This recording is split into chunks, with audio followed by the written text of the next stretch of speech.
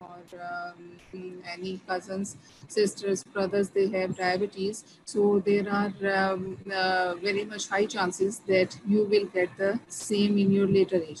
If there was a chance of diabetes 1, if there is diabetes 1 type of patient, so you can get one type of diabetes, or if there are two types of type 2 type of patients, so you will get the type 2 diabetes.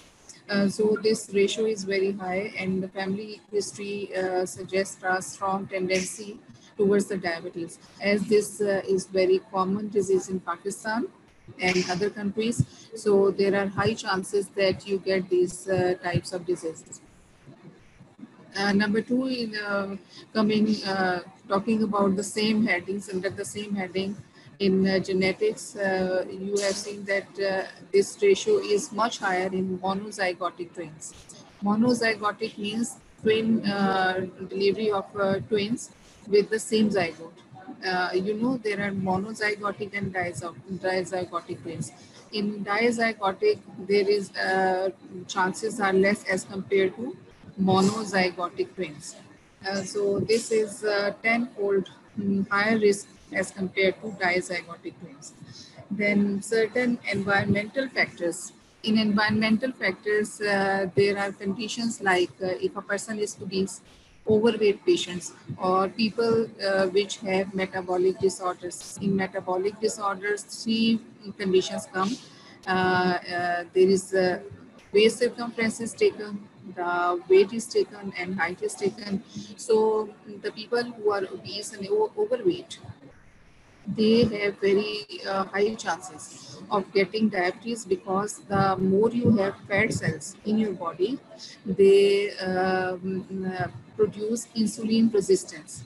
So the fat cells, they produce insulin resistance. So when someone get type 2 diabetes mellitus, so they are told to reduce their weight, to modify their lifestyle, to do exercise. Then the people who are doing sedentary work, like they keep on sitting all the day, they are not in a habit of walking, running, jogging, doing gym, or lazy people, they are more prone to develop type 2 diabetes mellitus, because by sitting they put on their weight, and when they put on their weight, they produce insulin resistance in their cells. So these are the environmental factors. And number three are the certain metabolic defects.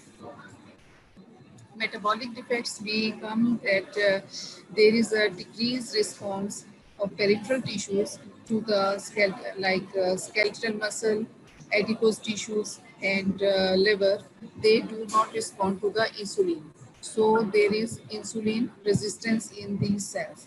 Then number two is there is inadequate secretion of insulin by the beta cells, and by the time they keep on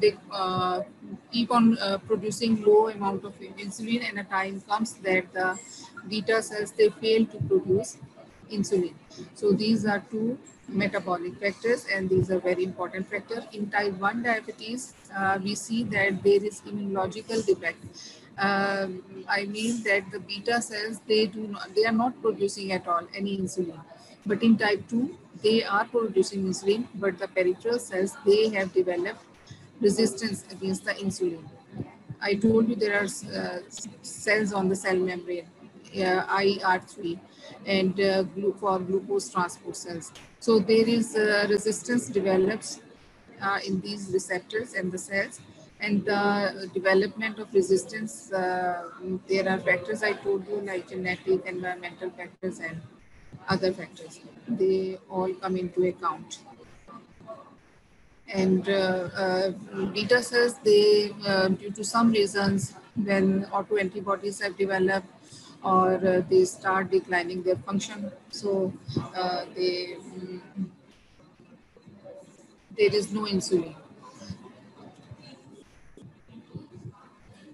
We have talked about the insulin resistance. So this is very important diagram. You can see that you can see that opacity, I told you the opacity, in the opacity there are adipocytes, adipose cells in the tissues, and these four adipocytes, they start producing lipogenic lipase. This is an enzyme which produces the resistance against insulin. So there is more fatty cells, more free fatty acids. When lipogenic lipase is produced more, it releases more free fatty acids into the circulation, and they produce inflammation in the cells. So the insulin is, there is resistance produced inside the cells. There is pancreatic islet cells. I told you there are few cells scattered in number. Due to some reasons, they are not doing their. This is the normal picture, and the number have increased. Beta cell can fall. I told you whenever there is deficiency or lack of functioning of some body part, there is compensatory increase in the body cells. So the beta cell compensation, and when they atrophy is there, they decrease in number, and this is how the insulin secretion by the, in this case the blood glucose level will be normal. In this case, when there is compensation, this will be normal to impaired synthesis of the insulin, and when decrease in number, diabetes mellitus is produced. So insulin resistance, before going into the detail of diabetes and pregnancy, I would like to tell you about the insulin resistance, that this is the failure of target tissue to respond to the insulin. And how does it develop? And I told you that the insulin, it acts on three major organs like liver, skeletal muscles, and adipose tissue. So these three cells, they are when they are not getting sufficient insulin, so they start producing an endogenous. In the liver, I told you there is gluconeogenesis. So gluconeogenesis. So when there is insulin development, insulin resistance development, there will not be any gluconeogenesis in the liver, and due to which what will happen? What will happen? There will be increase in the blood glucose level. So when we take some food, there is glycogen. This food is converted into glucose. This will go to the liver. There is glycogen synthesis, and this glucose is also taken up by the liver. So this is how there is a normal homeostasis of the glucose is maintained. So in the adipose tissue, when there is opacity, I told you this, there is production of lipoprotein lipase. So in case of insulin resistance, lipoprotein lipase is inhibited. So more free fatty acids, they are released into the circulation, and they produce insulin resistance. So what happens? Each organ like liver, adipose tissue, and skeletal muscles, they are not responding to the insulin, to the response of insulin. So these three organs, they do not respond, and there is lower production of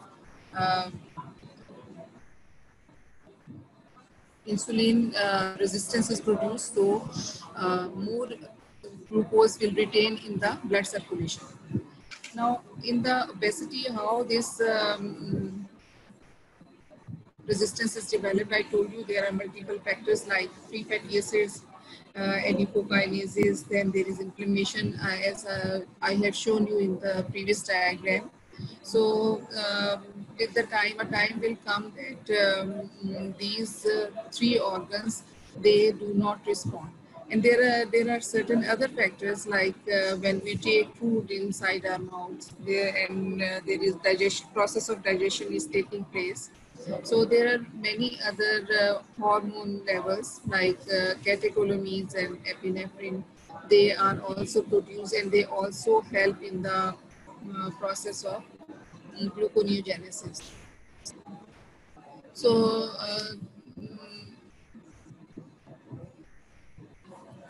this is how the insulin resistance is developed. Now, beta cell dysfunction, number 2 metabolic disorder, I told you number 1 is insulin resistance and number 2 is beta cell dysfunction. So beta cell dysfunction has 2 or 3 reasons.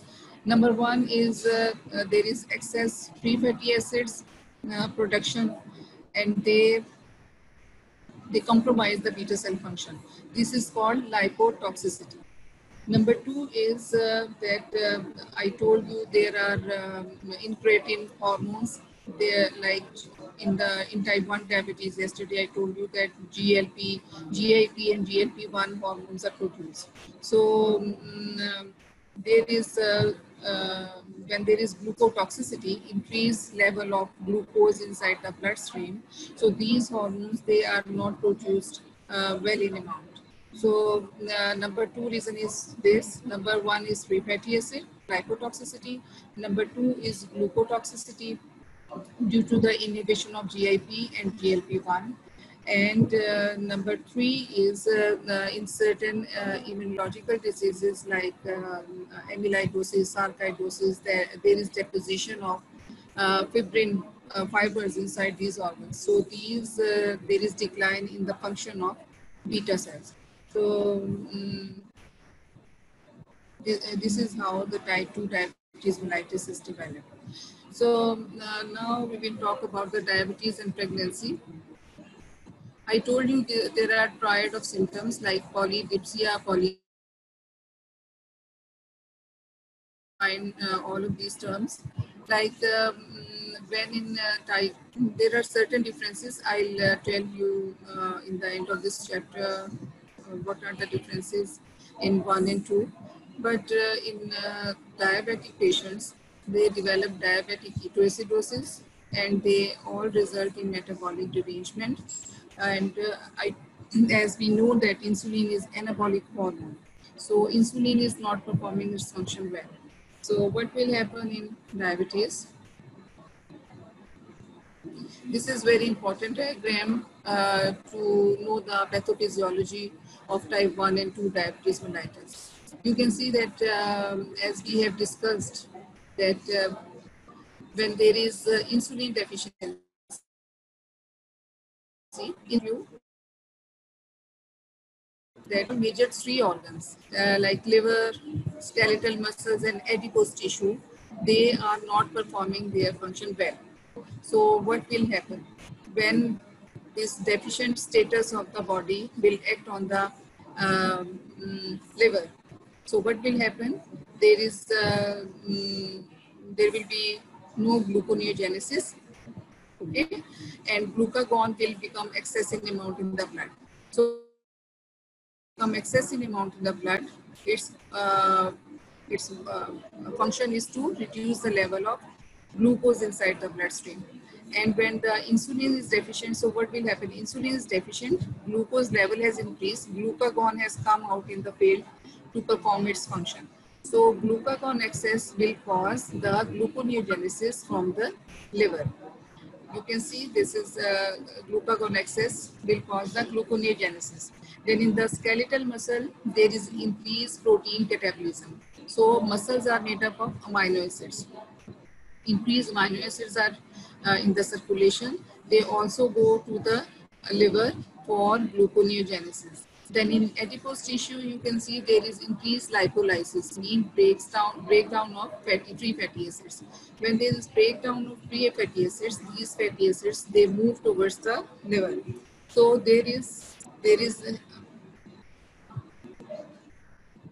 here it is lipolysis. So free fatty acids will travel towards the kidney, towards the liver, and they will cause ketogenesis. Ketogenesis means the formation of ketone bodies. In our bodies, we have 3 types of ketone bodies. Number 1 is ketone bodies. Number 2 is acetoacetic acid.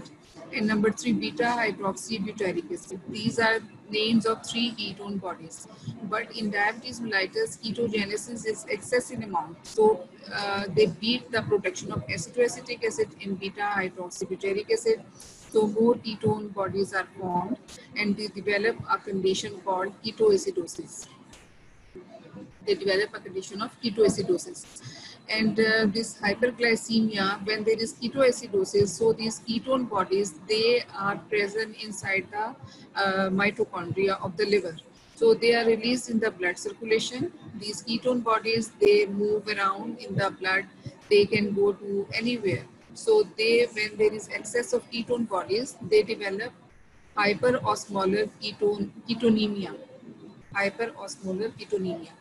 This is this happens in type 1 diabetes mellitus. Ketoacidosis, hyperosmolar ketoacidosis is a condition of type 1 diabetes mellitus because there is insulin deficient, no insulin production inside the body. So when there is in diabetic patients, they develop coma. First, we will have to differentiate whether this is type 1 or type 2.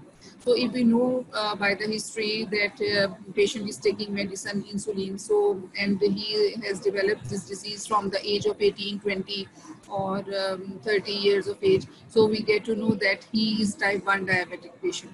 And if we come to know that the patient has developed this disease after 40 years or after 45 years of age, after 40, the diabetes develops. So we get to know that this is type 2 diabetes mellitus. So now the coma, the diabetic patients, this is very common complication of diabetic patients that they become unconscious. So reason being that they are there is hypoglycemia. The patient has taken too much amount of insulin, or he has taken excessive amount of anti-hypoglycemic agent, or there is starvation, or so that is why these diabetic patients, they are inhibited not to keep fast. So they develop coma.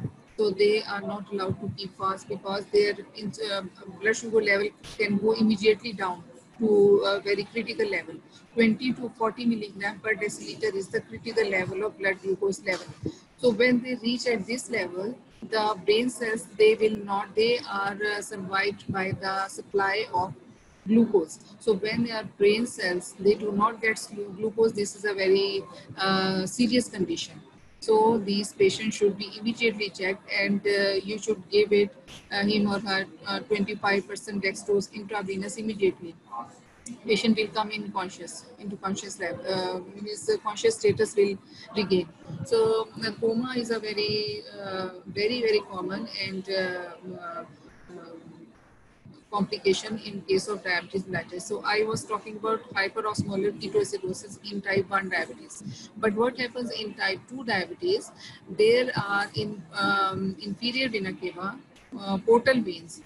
In type 2, I'm talking about type 2 diabetes. In portal veins, insulin level is still there because that patient was producing insulin before developing type 2 diabetes mellitus. He was producing insulin, so he has sufficient insulin level in the portal veins. So what happens, which type of diabetic coma develops in type 2 diabetes?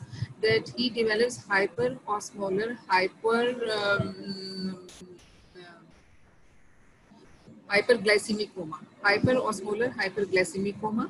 So this is the difference between type 2 and 1, that they develop in type 1 diabetes. The blood glucose level in type 1 diabetes, hyperosmolar ketoacidosis, blood sugar level will not go beyond 250 to 600 milligram per deciliter. But in type 2 coma, the blood sugar level can go beyond 600 to 1200 milligram per deciliter. So this is the difference. And the reason being, insulin is there in type 2 in the portal vein, but in 1, there is no insulin. So this hyperglycemic state, these ketone bodies, they travel to the kidneys because everything is excreted by the kidneys. When there is hyperosmolarity, what happens? Hyperosmolarity means there is dehydration. Dehydration means our brains and thirst center will be stimulated. So patient will develop polydipsia. Polydipsia means excessive amount of water intake. So this is the reason hyperosmolar state is the reason for polydipsia. Polyphagia is when there is excessive breakdown of adipose tissue and there is inhibition of lipoprotein lipase, free fatty acids. So breakdown of amino acids, patient will develop polyphagia. And when there is dehydration, water is taken out of the vessels to compensate the status of hyperosmolarity. So there is polyuria. So kidneys are developing more. This is called ketone urea, glycosuria, and this is the pathophysiology of the condition. I hope you have full understanding how these three conditions develop prior of the symptoms develop. So,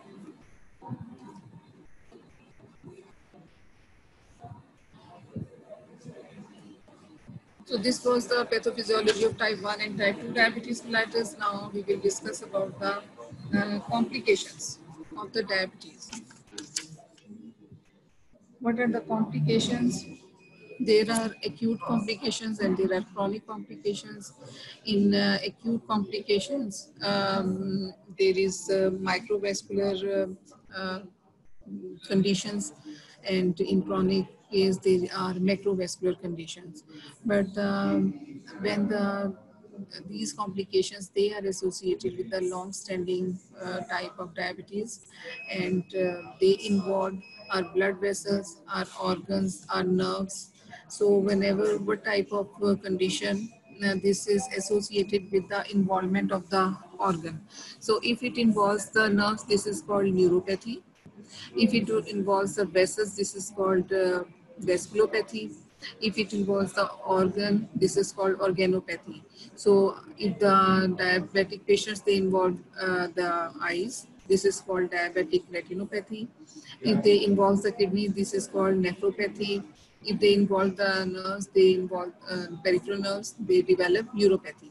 So these are the, and all the organs, they will be under the target of this diabetes. Like myocardial infarction is very common because heart muscles are involved. Then kidney failure is another condition in which the kidneys, they do not produce due to this hyperosmolar state. The nephrons, they damage, and once the nephronic is damaged, it will not revive, never revive. So these are the microvascular complications. And if they involve the retina, they will develop two conditions. Number one is glaucoma, and number two is cataract. Glaucoma is the total blindness. Cataract is the white coloration of the retina lens. So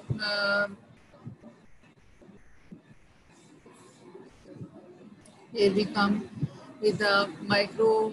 You can put this diagram in your mind, and you can easily enumerate how many complications are there, like microangiopathy when the cerebral vascular, due to microangiopathy, small vessels, if small vessels are involved, so what will they do? They can cause infarction, microinfarction in the cerebral cortex. So patient can go into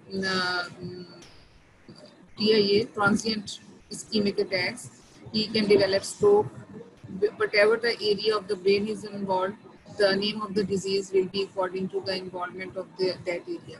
So patient can develop peripheral neuropathies, central neuropathies. Peripheral neuropathies means in development of the our limbs, and central neuropathy means development of the myocardial infarction, development of stroke. If it involves the heart, it will develop MI, and then there is atherosclerosis of the big vessels. So what will happen? The main blood supply will not be there, like if it involves the vessels of the kidney. So kidneys, they receive 25% of the total cardiac output. So kidneys will not be receiving the sufficient amount of blood. So they develop nephrocalcinosis, there is glomerulosclerosis, atherosclerosis, pyelonephritis, kidney nephrons will die. There is then due to the involvement of the nerves, the bladder will not function properly, so they will develop autonomic neuropathy. And when the peripheral vessels are involved, They develop peripheral neuropathy. There is hand and glove stocking type numbness. The patient cannot feel his sensory and motor uh, functions. They are changed. They cannot sense the touch or pain. So they develop injuries at their sole of the foot. So this is why these patients are advised to take care of their hand and feet. Because there is numbness, they cannot differentiate between the pain and the pricking sensations. So they are more vulnerable to develop injuries at their soles, in their feet. So infection develops, and the micro due to the involvement of the vascular system, the vascular blood supply is not sufficient enough to provide that area. So gangrene, they develop gangrene. Gangrenes mean blackish coloration of the foot or any other organ. So in this picture you can see this area, this is the area, this is gangrene has developed due to peripheral vascular atherosclerosis. There is thickening of the vessels, and uh, so this is so this gangrene is so toxic for the body that surgeon has to cut the feet, and this is called amputation. Amputation is performed when this gangrene is of high grade. So if it develops whole area, so this toxin, they release toxins. When the area is gangrenous, this gangrenous area will produce toxins, and it can circulate to your blood, and whole body can get infected, and this is called toxic shock syndrome. And this toxicity, to avoid this toxicity, surgeon has to amputate the foot or leg of the diabetic patient. So you can see how advanced these complications can go, and that is why I'm emphasizing on the thing that its management, its diagnosis, and its complications. You should learn it by heart. So,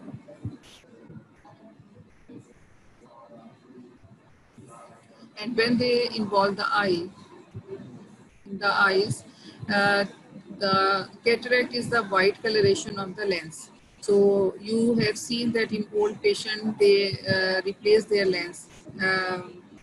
They get their eye treatment done by the eye specialist, and they replace their lens because this lens has been opacified. There is opacification, white coloration of the lens. This is called cataract.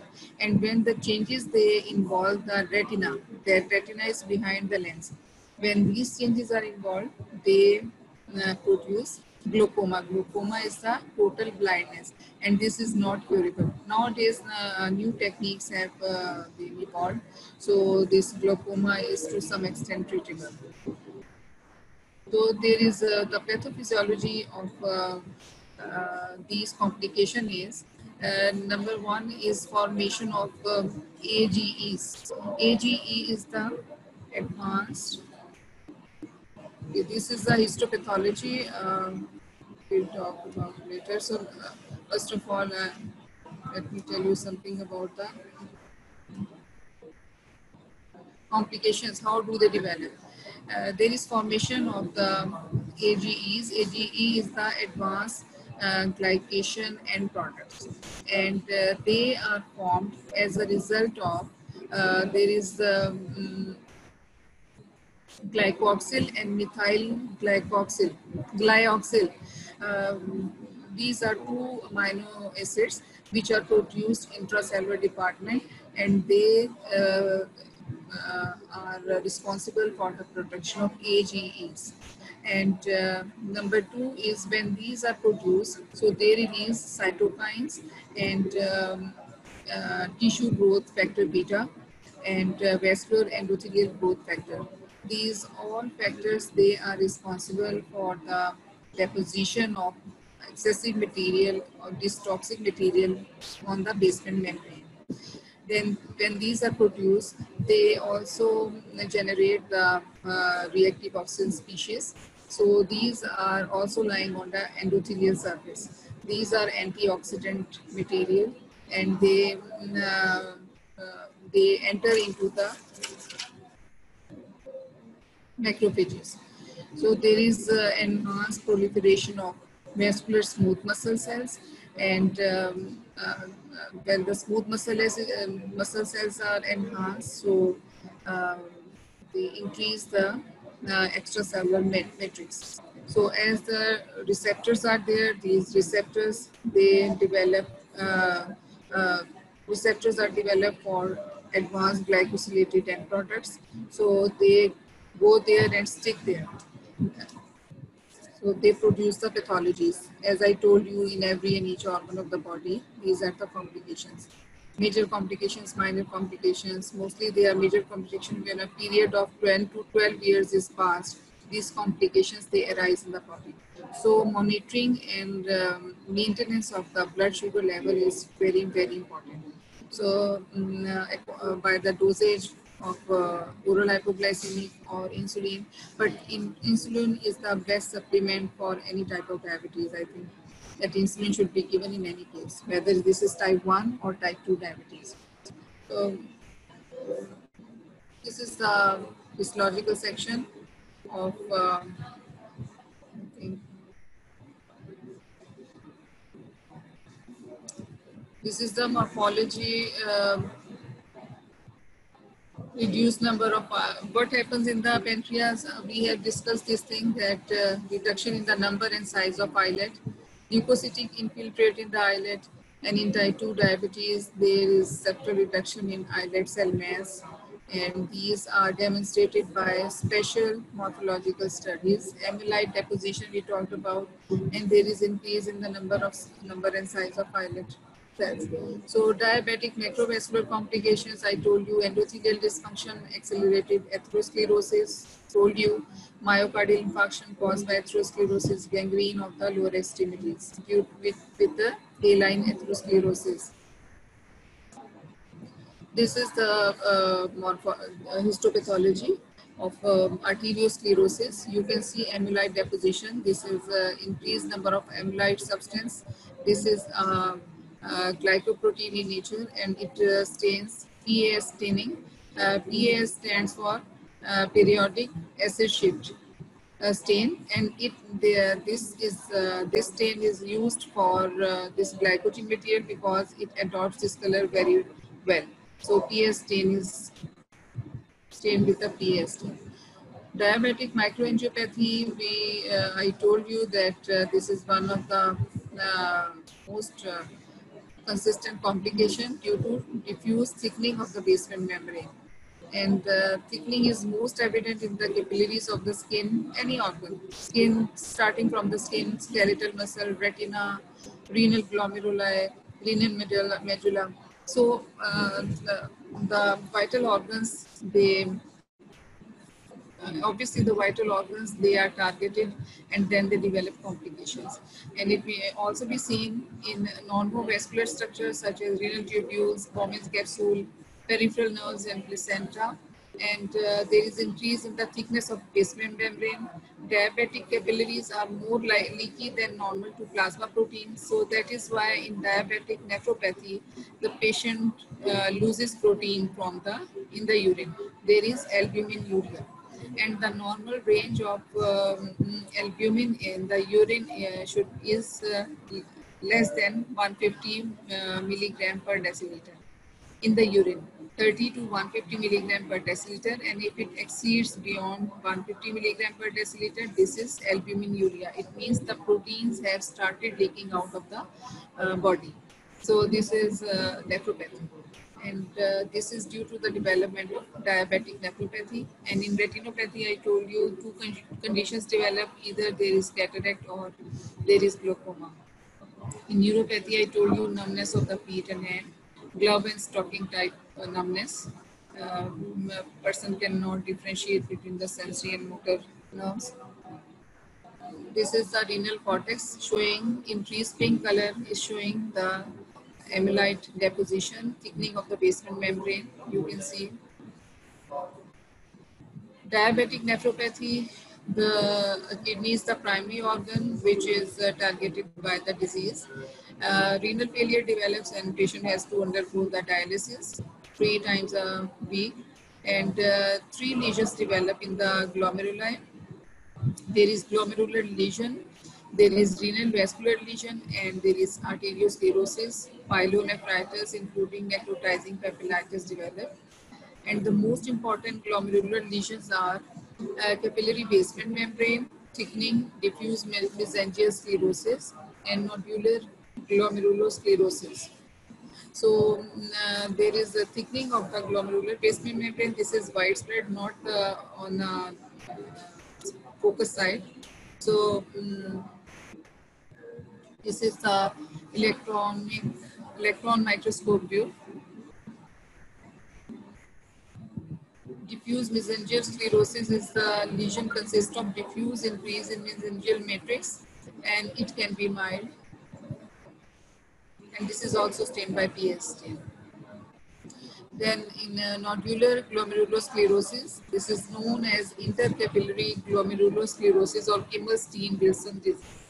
This is nodular glomerulosclerosis, and the glomerular lesion takes the form of ovoid or spherical, often laminated nodules of matrix. They are situated in the periphery of the glomeruli.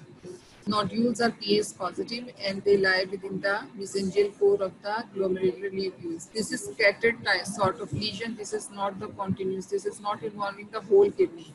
This involves the patchy areas of the kidney. So kidney function get disturbed. This is the histopathology section. Diffuse and nodular. Diffuse is where the thickening of the basement membrane. This is nodular type of glomerulosclerosis, PAS10 positive. This is the morphology of nephrosclerosis in a patient with long-standing diabetes.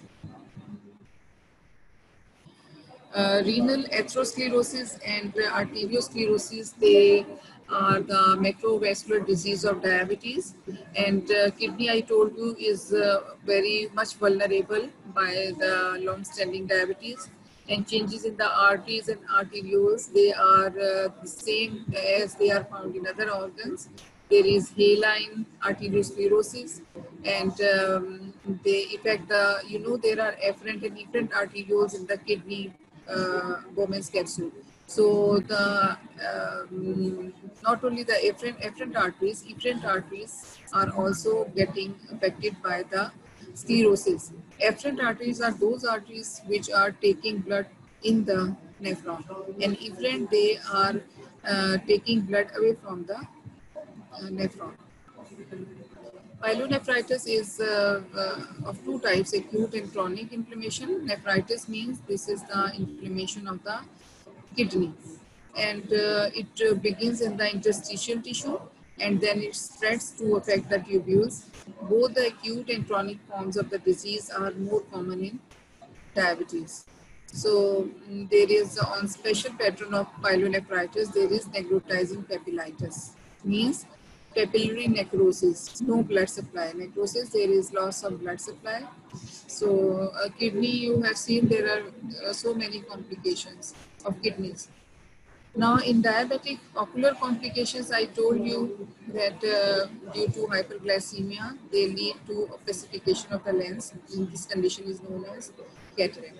And glaucoma is a condition in which there is damage of the retina, optic nerve. Optic nerve is responsible for vision. So that is damaged and patient gets blindness. The most profound histopathological changes of diabetes are seen in the retina, and this is retinopathy. Then diabetic neuropathy is when there is involvement of the peripheral nerves, and it also depends upon the duration of the disease, and up to 50% of the diabetics, they have neuropathy conditions. And 80% out of those, 80% are those who have developed diseases more than 15 years. Clinical manifestations of chronic diabetes in 1 and 2, in both types, there is long time effect and more than the acute metabolic complications, and they are responsible for overwhelming majority of the morbidity and mortality. Complications most common are myocardial infarction, diabetic nephropathy, diabetic neuropathy, cerebrovascular accident, stroke. Death can also occur. So This was all about the complications, their conditions, and now we come to the pancreatic endocrine tumors. So there are certain, these are called hyperinsulinism. Tumors in this condition is called insulinoma. This is the histopathological section. You can see that the the cells are monotonous in shape and there is minimal they are monotonous in shape, minimal proliferation of the mitotic activity. Mitotic activity is and amyloid, there is amyloid deposition. This is typical insulinoma. So morphology of insulinoma is they are found within the pancreas and generally they are benign. They most are solitary in number. They are multiple tumors and they are bona fide carcinomas and they are making only about 10% of the cases they are diagnosed as insulinoma. On the basis of local invasion and distant metastasis, they are the people who develop these insulinomas. 10% of the people they get this disease, and rarely these insulinomas they arise in the ectopic pancreatic tissues. Ectopic means out of the normal place.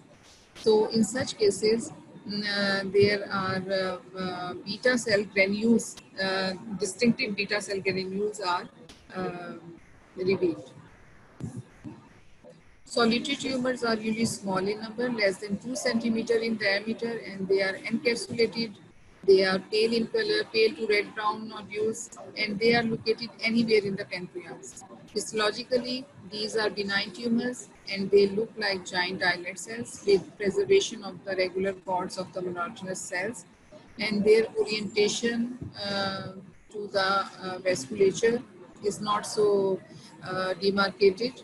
Um, Malignant lesions, if they are present, there is anaplasia, there is no recognition of the type of the cell, and there is deposition of amyloid material is the characteristic feature of the many insulinomas.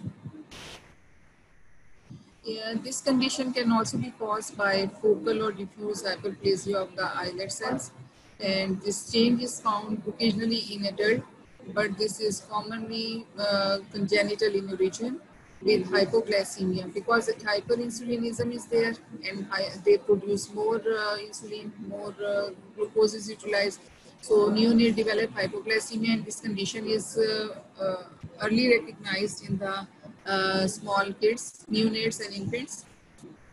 And several clinical scenarios may result in islet hyperplasia. There will be hyperplasia of the islet cells, and this was known as nesidioblastosis. This is a condition which includes the maternal diabetes also. The females who develop diabetes during pregnancy, they are more inclined to develop this disease. Then Beckwith-Wadman syndrome, this is a mutation in the beta cells. Then channel protein or sulfonyl urea receptor, I told you there are sulfonyl urea receptor on the cell membrane of the organs.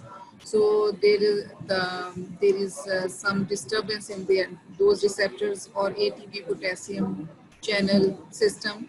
The fetal islet cells, they do not respond. They respond to hyperglycemia of the mother blood. So by increasing their size and number, in the postnatal period, what happens when the child is born? So those cells, hyperactive islet cells, they are responsible for, so because the child pancreas has not taken up the function of producing insulin. So what happens when the child is born? He or she immediately goes into the hypoglycemic state. So this is a serious condition. Clinical features of the insulinoma are 80% of the islet cell tumors, they demonstrate excessive insulin secretion. Hypoglycemia is mild in 20% of the cases. And in many conditions, they become critical. And the findings are high circulating level of insulin and a high insulin to glucose ratio. And surgical removal of the tumor is the treatment, and follow-up is done for hyperglycemia.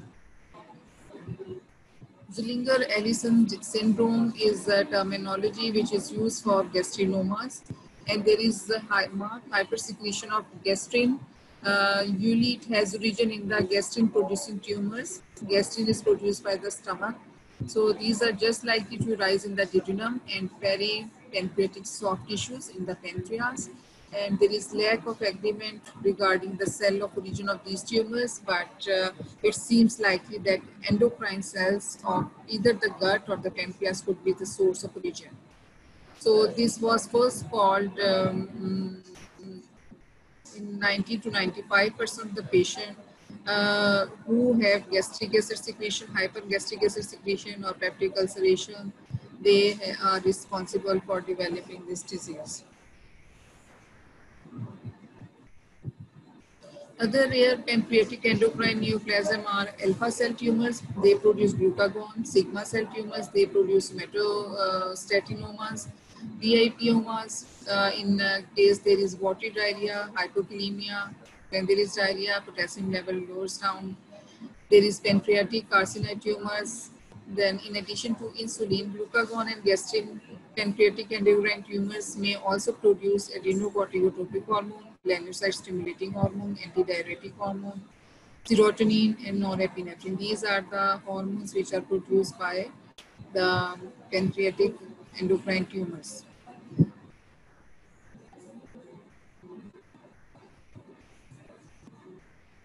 So this was all about the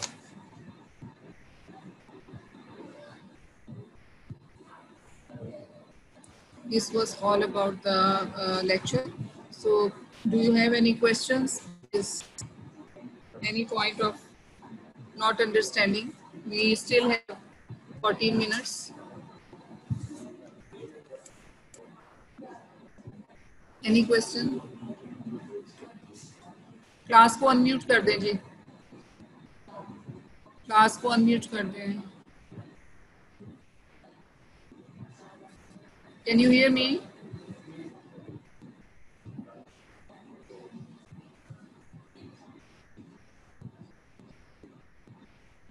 Guys, do you have any question? Please ask me. Can you hear me? Class?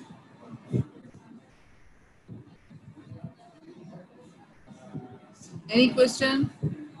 Boys and girls, do you have any question regarding type 2 diabetes, type 1 diabetes?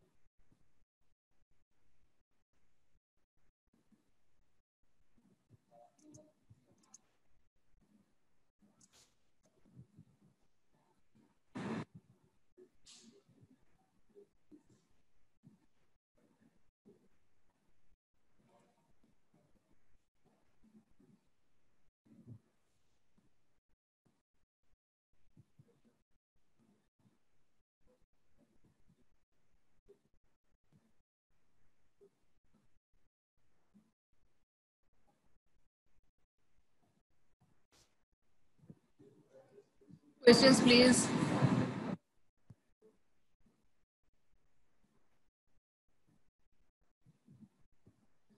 With this topic, today's topic, we have finished diabetes mellitus type 1 and 2. And on Friday, we are going to have lecture on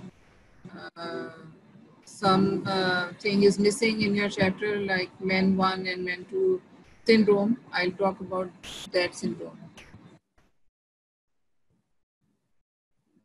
Yes, gestational diabetes is a condition which develops during pregnancy, And those patients who have the family history, and overweight patients, they are more prone to develop this condition. This condition can develop in any age, in any trimester. There are 3 trimesters during the pregnancy, and patient is in these patients, as the mother's pancreas is not producing sufficient insulin, so fetal size increases, and there are more chances of stillbirths and miscarriages if the diabetes is developed and that is not controlled, because there is more glucose inside the maternal blood, and this glucose is taken up by the fetus, and the fetus enlarges in size. So the polyhydramnios increase size of the fetus. Most of the ladies, they undergo cesarean section due to the increase in the size of the fetus. So these are their treatment can happen by insulin or oral hypoglycemic drugs, and these patients usually they revert to normal after delivery. But this is a condition which is aggravated. This diabetes is aggravated during pregnancy. But those females who develop this diabetes, they in their later life, they can develop diabetes mellitus, high chances of developing diabetes mellitus. Any other question?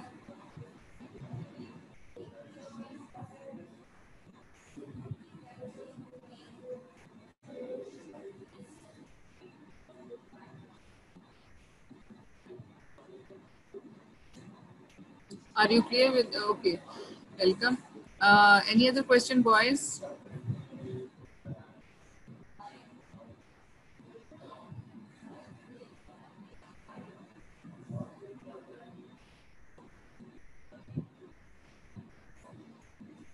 Boys, any question?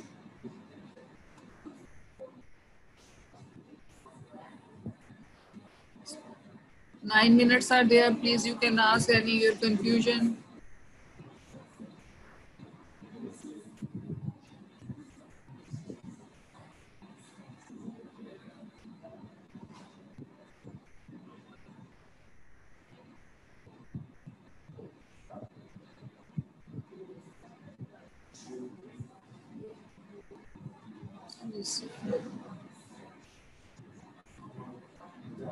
Muriz Sakib, do you have any question?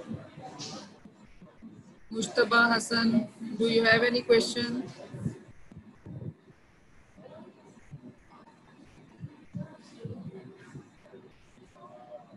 Please give a reading today, because this is a bit confusing, but if you get a clear idea about the disease and their complications, it will be easy.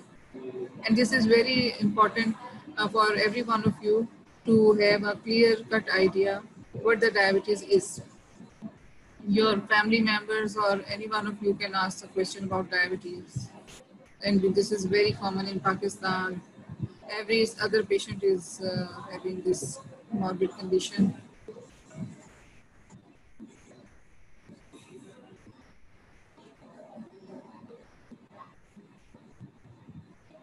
Anything else, guys?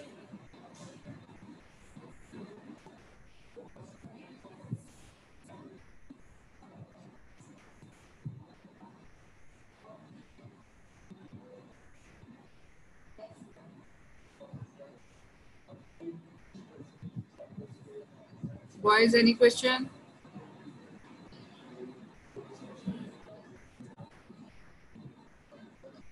7 minutes are there. Please share some questions.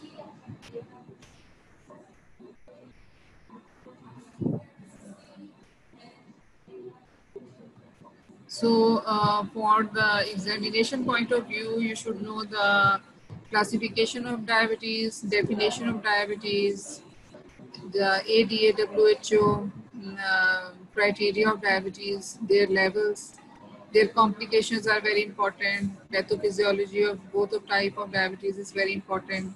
What is the difference between type 1 and type 2? Now let's talk about type 1 and type 2 difference. Onset. Onset in type 1 is childhood, starting from any age, 10 years to 40 years of age. any level of age can develop. In type 2, this is the adult onset diabetes mellitus, and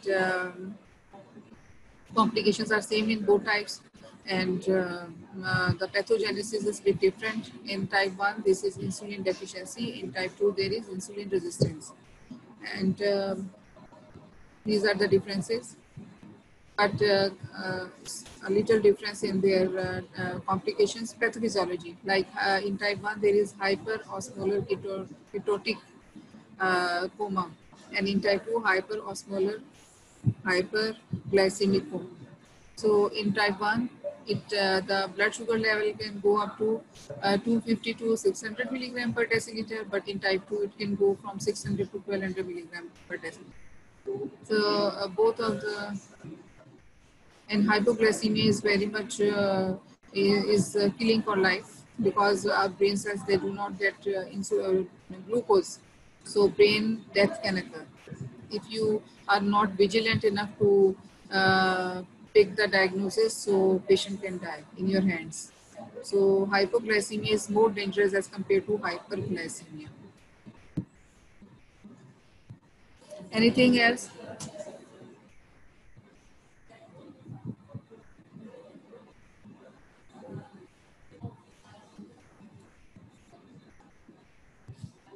Boys, any question?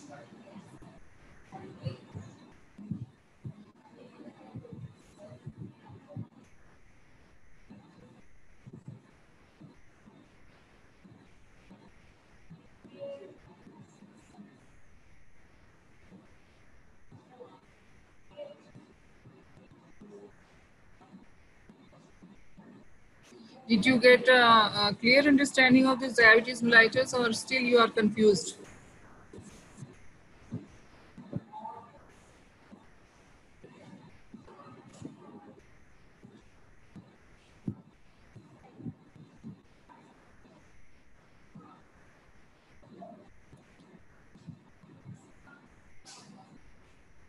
Have you gone through the previous lecture, type 1? Clear. From the boy side, please, boys, tell me, are you clear about diabetes? Boys, most of the boys are sleeping. Clear, Ali Ijaz. Only Ali Ijaz is efficient. What about the rest of the class?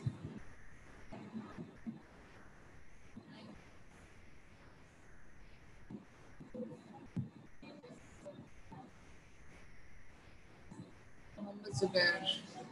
Okay, Zubair, you are clear about the diabetes. This is very important. Please give a reading. Complications of diabetes. Complications of diabetes, I told you these are microvascular complications, macrovascular complications. Then these are due to microvascular and macrovascular, starting from the brain. We can have stroke if brain is involved. Stroke develops. There is a transient ischemic attack of any part of the cerebrum. So if it develops in the heart, myocardial infarction develops. Then diabetic nephropathy, diabetic neuropathy, and diabetic retinopathy. These are the complications. In the details, I have told you in the lecture that retinopathy and diabetic retinopathy, the patient can develop cataract or glaucoma. In diabetic nephropathy, the patient ultimately goes into the chronic kidney failure. In neuropathy, the patient develops glove and stocking numbness, and there is high chances of developing ulcers and infections. Then there is gangrene of the feet, and ultimately amputation is done for treatment of the patient. These are the common complications. And any area of any organ of the body, if it develops diabetes and atherosclerosis, microvascular to macrovascular complications, so it will get injured and ultimately the disaster of the organ. Are you clear? I'm Eman, are you clear with the complications? Please give a reading to this paragraph. You will get more clear. Ayman, are you clear with the complications?